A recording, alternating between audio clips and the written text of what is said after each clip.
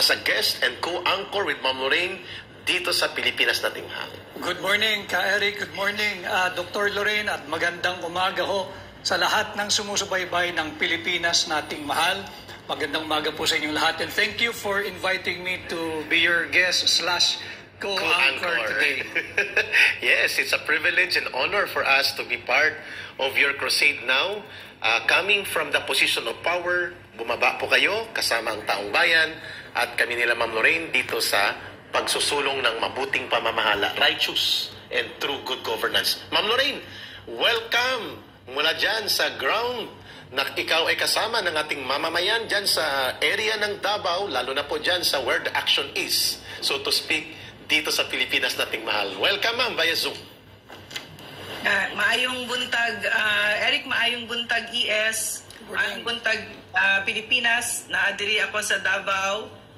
Thank you so much for joining us, ES, and also, of course, lahat ng ating mga kababayan. Iyon, ma'am, and Attorney Vic, para po sa ating panimulang talakayan, nagulat po ang lahat ng sunod-sunod, hindi lamang ang pagpapalabas ng mga warrant of arrest, napakabilis, laban kay Pastor Kibuloy na hindi naman kalaban ng bayan, kundi tagapagtanggol ng demokrasya at nation building. And Attorney Vic, ganun din po, nagulat tayo, Ma'am Lorraine, mga kababayan, nang kahapon po ay pinilit na tanggalin sa kanyang elected position na binigyang mandato ng mga mamamayan ng Davao del Norte, si Governor Edwin Hubahib na mahal ng mamamayan dyan sa Davao Region.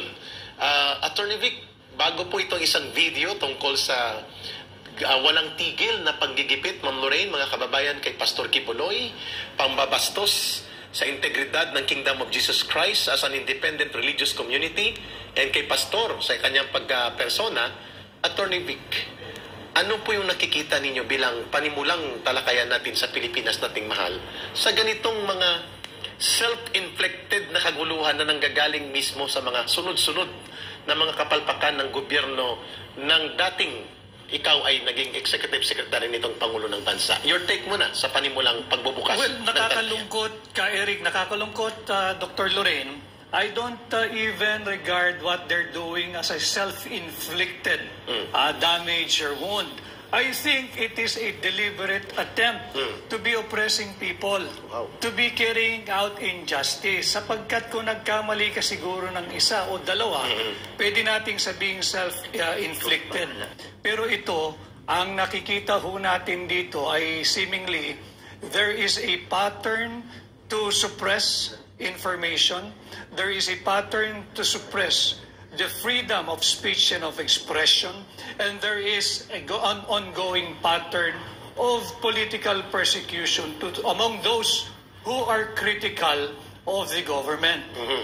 Alam mo, buhay ang demokrasya. Yes. And in a democratic state, kagaya ng Pilipinas, ang pagkakaalam ho natin, ang pagkakaalam ng mas marami, tayo ay isang democratic and republican state. Tama. At meron tayong demokrasya.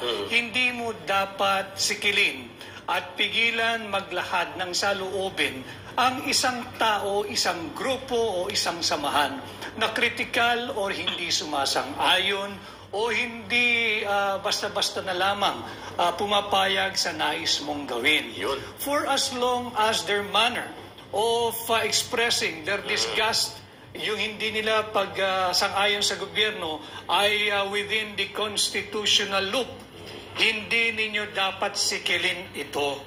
And kitang-kita ito ng mga mamamayan. Yes. Tahimik lang.